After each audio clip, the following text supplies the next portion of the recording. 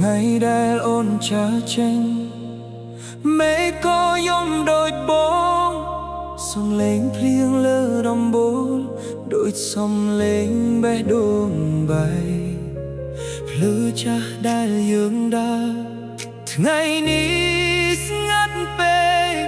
មានតែអនុស្សាវរីយ៍ដើរតាមបងគ្រប់ទីកន្លែងបងព្យាយាមលាក់ការឈឺ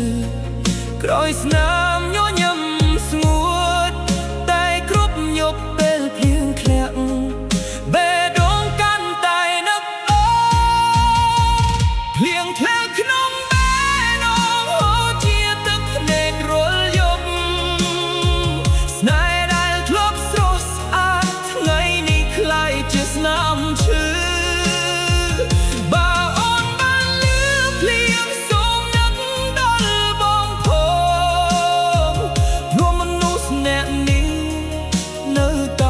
ស្រឡាញ់អូន